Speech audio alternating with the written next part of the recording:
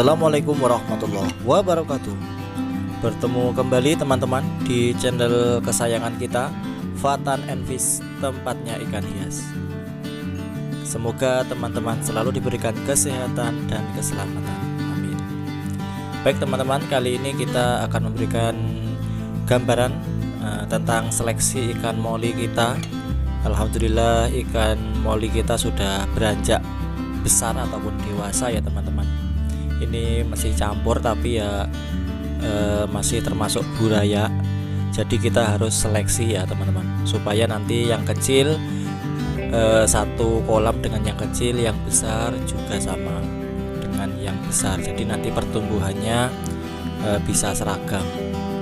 Dan nanti kita akan memberikan tips tentang perawatan buraya kita. Jadi ini adalah ikan moli balon oranye dan putih indukannya, tapi nanti jadinya ya ada yang panjang, ada yang balon. Kemudian ini masih campur ya teman-teman, dan ini mungkin bisa jadi pelajaran untuk kita semuanya. Ini sebenarnya tidak bagus untuk dicontoh ya, karena ini masih campur. Dan harusnya itu kita kasih tempat masing-masing. Ada yang putih sendiri, ada yang oranye sendiri. Jadi ini masih belum kita pisah, karena kemarin itu tempatnya tidak ada. Jadi ya kita campur gitu aja. Tapi ini burayanya ya asli dari indukan yang oranye itu ya adalah anakan yang oranye. Induknya itu oranye dan anakannya oranye, ini yang putih juga dari yang putih. Jadi tidak satu tempat kemudian kita serok gitu aja, tidak, tapi ini buraya yang oranye itu kita campur dengan buraya yang putih. Jadi seperti itu. Jadi bagi teman-teman semuanya, mungkin yang bagi yang ingin budidaya lebih baik tidak dicampur seperti ini. Dan ini tips merawat ikan moli kita. Nah, ini adalah ikan ataupun jenis lumut yang sangat berbahaya untuk ikan moli dan juga untuk ikan-ikan yang lain. Ini adalah lumut jaring. Di video sebelumnya kita juga kasih tutorial ataupun gambaran tentang lumut juga, tapi itu lumutnya masih belum terlalu berbahaya. Tapi yang ini sangat berbahaya, karena itu teman-teman bisa lihat ikan-ikan kita tersangkut, dan ini kalau tidak segera kita selamatkan ataupun tidak segera kita bersihkan, nanti ikannya akan mati tersangkut. Nah seperti itu, tersangkut.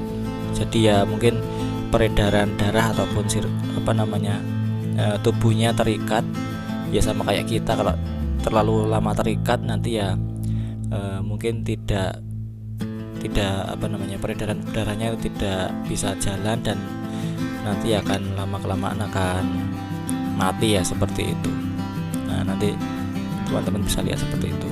Ini tersangkut dan tidak bisa bergerak, karena jenis ikan ini kalau sudah seperti ini ya sudah, nanti akan mati. Dan ini harus segera kita bersihkan kolam kita, supaya nanti kolamnya bersih dan ikan kita bisa hidup dengan nyaman di kolam. Ini nanti kalau kita tidak bersihkan dengan baik, nanti bisa menular di kolam yang lain. Jadi harus segera kita bersihkan dan buang di kolam yang mungkin jenis ikannya berbeda, yang jenis ikan yang besar-besar ataupun yang tidak mempan terkena lumut jaring. Dan ini kita ayak dengan ayak ukur nomor 2 ya teman-teman. Teman-teman nanti kalau di tempat akuarium ataupun tempat ikan hias itu menemukan ayakan seperti ini untuk menyeleksi ikan-ikan kita supaya ukurannya sama. Nah ini kan kurang lebih sudah sama ya teman-teman ukurannya. Ini numpang ayak nomor 2. Nanti ada juga yang paling kecil nomor 1 ya teman-teman. Itu kadang yang buraya baru menetas itu masih di ayak 1 itu masih brojol, istilahnya masih bisa keluar. Tapi kalau sudah beberapa minggu, 2 minggu atau 1 minggu atau 2 minggu, itu nanti ya bisa nyangkut di sini, maksudnya tidak bisa keluar. Dan ini nanti akan kita buatkan ataupun kita tempatkan di tempat yang lain. Dan ini untuk hiburan saja. Jadi kita buat pelet tadi, kita cetak seperti ini ya, mungkin sebagai untuk rekreasi saja ya teman-teman, supaya tidak bosan untuk memberi pakan ikan kita sambil kita tungguin ikan kita berkumpul. Biasanya kita buat bola-bola ataupun langsung ditaburkan gitu aja, tapi ya ini waktunya pas senggang, jadi ya kita buat main seperti ini, tidak apa-apa.